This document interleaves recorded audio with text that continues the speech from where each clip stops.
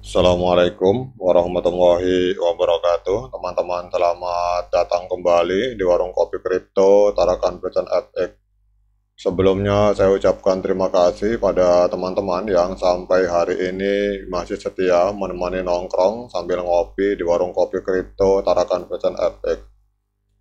Oke, seperti biasa teman-teman, sebelum kita berbicara tentang situasi yang ada di dunia kripto, mari hari ini kita bersama-sama berdoa memohon kepada Allah agar kita semua senantiasa diberikan nikmat berupa kesehatan, dan bila ada di antara kita, sahabat kita maupun keluarga kita, mungkin hari ini ada yang kondisinya sedang kurang sehat, mari kita doakan semoga Allah segera memberikan kesembuhan teman-teman.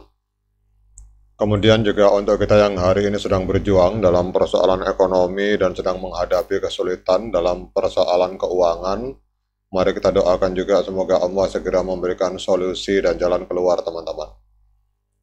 Oke teman-teman, hari ini kita akan jalan-jalan ke sebuah media online yang bernama Newsway teman-teman. Kita akan mengenal lebih dekat tentang peluncuran Open Mainnet Pi Network yang bergantung pada upaya kolaboratif yang dilakukan oleh para pionir Pi Network yang ada di seluruh dunia teman-teman. Kita akan langsung masuk ke dalam artikel ini. Jadi kalau kita lihat di sini teman-teman, para pecinta atau para pionir, para pecinta Pi Network ini dengan penuh semangat menantikan peluncuran Open Mainnet. Namun jadwalnya memang sampai hari ini masih belum pasti karena keberhasilan peluncuran Open Mainnet itu salah satu faktor utamanya sangat bergantung pada kolaborasi dari para pionir teman-teman.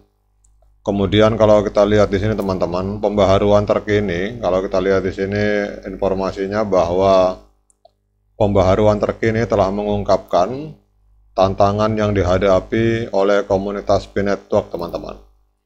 Salah satu faktor yang mempengaruhi jadwal peluncuran ini terutama adalah kepatuhan para pionir terhadap perjanjian migrasi teman-teman. Mereka yang menghargai koin Pi mereka dan mematuhi perjanjian migrasi ini dapat secara signifikan mempercepat proses tersebut teman-teman. Namun kalau kita lihat di sini teman-teman, dalam informasi ini ada beberapa laporan menunjukkan bahwa sebagian pionir ini telah menyimpang dari perjanjian migrasi, terutama dengan menjual koin Pi mereka teman-teman. Jadi hal ini disebabkan oleh pemahaman yang keliru di antara beberapa pionir, dan di sini juga ada laporan yang luar biasa. Kalau kita lihat di sini ada juga beberapa pionir yang kemudian menyatakan mereka mengundurkan diri dari pekerjaan mereka sehari-hari. Jadi ada pionir yang mungkin bekerja di dunia nyata, kemudian mereka mundur dan hari ini menganggur, dan mereka mengharapkan peluncuran Open Mainnet teman-teman. Jadi ada beberapa pionir, ini luar biasa teman-teman, saya baru tahu dari laporan media ini. Jadi ada pionir yang bekerja, kemudian karena mereka yakin bahwa Pi akan segera Open Mainnet dan harganya sangat tinggi, bahkan mungkin mereka meyakini harganya akan mampu menembus global consensus value, akhirnya mereka nganggur teman-teman. Dan mereka yakin mungkin tanggal sekian, bulan sekian akan Open Mainnet, namun ternyata tidak terjadi Open Mainnet.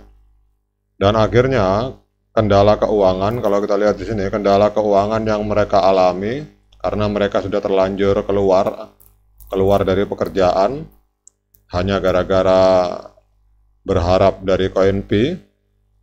Jadi kendala keuangan yang mereka alami akhirnya mendorong mereka untuk menjual koin Pi teman-teman. Sementara di core team sendiri ini melarang menjual beli koin Pi dengan uang fiat.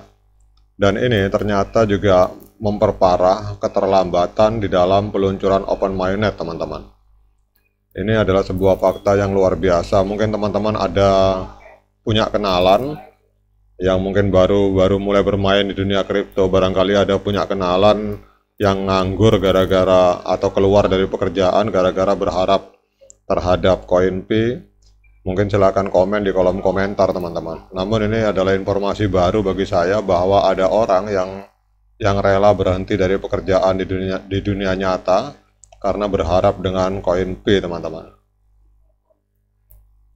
Jadi kalau bagi teman-teman yang berpikiran seperti itu, saya sarankan bahwa koin Pi ini adalah kita anggap sebagai permainan teman-teman, permainan finansial dalam pengertian ini investasi jangka panjang. Jadi jangan sampai gara-gara teman-teman berharap koin Pi akan launching di market, kemudian juga dengan bahasa akan ledakan harganya sangat luar biasa, akhirnya teman-teman malah keluar dari pekerjaan.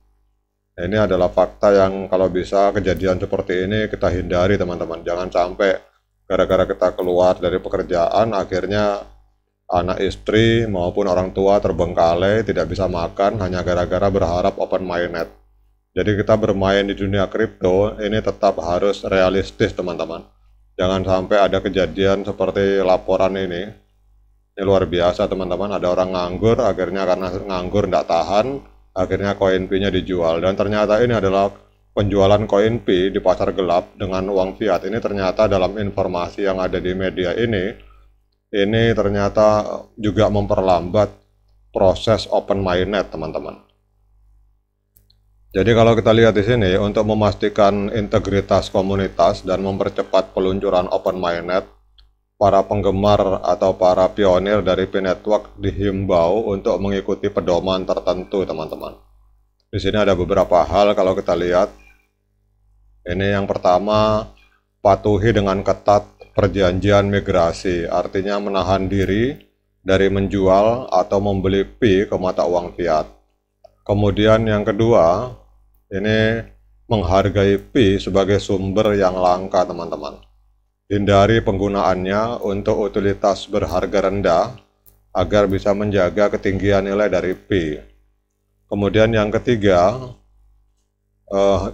bagikan atau sebarkan pedoman ini melalui komunitas dan platform media sosial agar teman-teman yang lain bisa tahu teman-teman.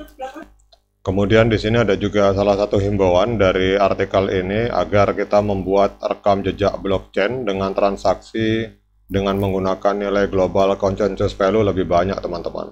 Jadi secara aktif buat lebih banyak catatan blockchain global consensus value melalui transaksi-transaksi kecil. Jadi memang komunitas Pi Network telah mengamati dua sikap berbeda di antara para pionir.